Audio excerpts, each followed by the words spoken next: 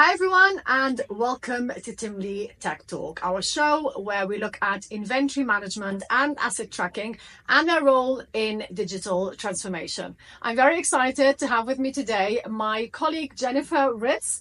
Jenny is a senior content marketing manager, and as such, she works closely with our customers to bring you great content about how they transformed digitally with asset tracking. Jenny, great to have you here. Thanks for having me. Ready to start? Yes. Let's go. Welcome to TimlyTechTalk. So Jenny, I know that we're not focusing on a specific customer today, but rather on a specific sector. So tell us more. Exactly. Today, we would like to talk about asset tracking and inventory management in the education sector. Now that's interesting because I know you've got a degree in education. I worked at the University of London for quite a number of years. So education is close to both our hearts, I guess. But why is asset tracking relevant in the education sector? Because there's so many different use cases. Looking at our customers, and we do have quite a few in this sector, the way that they use Timly is so diverse, and that's what's really interesting. There are ways that they use it in a similar way, but I'm sure we'll look at both of them. Okay, so let's start with what they have in common. What is it that all of them or most of them use digital asset tracking for? The one thing that they have in common are IT assets. Okay. I mean, that's probably a given, especially in the post-COVID world where more and more IT assets and assets in general get taken home from students. For example, in schools, post-COVID, they handed out tablets to their students. They handed out laptops, different equipment to their students. So hardware that also then comes with chargers, etc., that need to be tracked. But also in universities, they have a lot of IT assets, just like printers, and that need to be tracked within Timly. Okay, so you've got assets that are standalone, like printers, office kind of like IT equipment, and then you have assets connected to people, which I'd be really interested in coming back to a little bit later. But let's talk about the diversity then. What are the more unique use cases that you see? One of the unique ones is learning materials. If you think of learning materials, you think of, okay, tracking individual books, for example. But within Timly, you can actually categorize those books. And the number of categories that you create for books is your choice. So a lot of our customers have dedicated categories based on their specialty, based on the subject, based on the type of materials. So you can really be granular within your categories and in order to track learning materials. That's really interesting. So you can really create your dedicated database, basically everything organized in the way that makes most sense to you. And then how do you connect that to people? So what happens there? Within Timly, you can track every asset by creating your own person types, meaning that every asset can be assigned to people and it can be assigned to rooms as well. So in our example of IT assets, students get their own profile in Timly, and then they are assigned items. Also, within those items that they're assigned, they can also be assigned software that is on those hardware items. You can also create person types for your employees, for your teachers, for your professors, guest lecturers. That is all really flexible. We have one example from a vocational college where they categorize their learning groups within Timly. So every teacher can create a learning group, and then that learning group contains students, and then those students, their profiles contain the assets that those students have. They can also add learning materials to their individual groups that they have.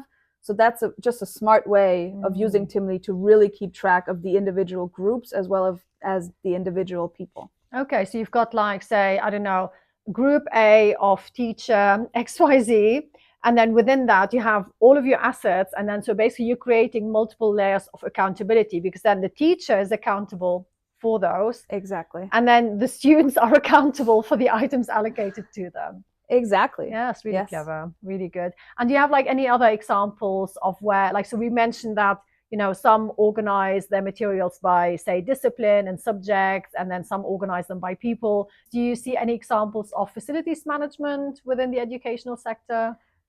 Yes, we do actually. There's a few of our customers that actually track all of their facilities management within Timly. By using our ticketing system, they can track what rooms need to be cleaned. You can create deadlines. You can create tickets that need to be done by a certain date. That can all be done. And we actually have one very interesting example of a college using Timly to track their keys. That's actually really interesting. How does that work? So if you think of a campus or a university, you think of multiple campuses containing multiple buildings, containing multiple rooms. And all of these... That's a lot of keys. Have keys. Where you're going with exactly. All of these have keys. So this example of a college, in order to track their keys, they would do it manually by hand. So they would have a safe where they would keep all their keys.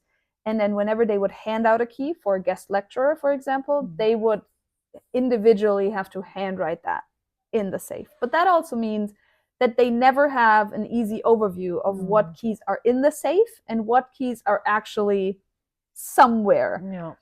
In Timly, now wherever they are, they can easily access their safes in the software and see what keys do we have left, who has which key, and also who needs to return which key after a certain time, because then that is triggered as well. Yeah. That helps them just keep track of their keys, which obviously is a big security topic. It's an accountability topic. It's a regulations topic. Also, you can track defects. So in our example of students being given IT assets that they then sign for, if those IT assets are broken or faulty, they can create a ticket saying this item is broken, and then that triggers a workflow for the university or the school. And so then that either gets replaced or repaired. That's amazing. So you don't need to email anyone. You've got your support desk basically within Timly, and that then triggers the automatic notifications, and it's already who's raising it, who they are, how long they've had the asset. And then I presume you can see the entire history of this item, like how long the university has had it, exactly. like maintenance, etc. Exactly. And you can also add images, add images of the defect, add other information. You can add whatever information you need in the ticket and in Timly. I think we've come to the end. My biggest takeaway from this conversation is just how important a high level of flexibility and customization is, because we've seen, yes, they have some use cases in common, but really they're all very, very diverse, and you need to be able to make a digital asset tracking tool your own in order to get the most out of it. Exactly. Great, amazing. Well, thank you, Jenny. No problem. I hope you'll join us again in a future episode. I'll be back if I'm invited. You'll definitely be invited. I'm sure there are many other sectors we can talk about. Yes. Everyone, thank you very much for joining. I hope you've enjoyed this episode. Do subscribe if you're watching us on YouTube. Follow and connect with us if you are watching on LinkedIn. And I'll see you in the next episode. Until then, don't forget, happy tracking. Happy tracking. Bye, everyone. TimlyTechTalk, your favorite asset tracking show.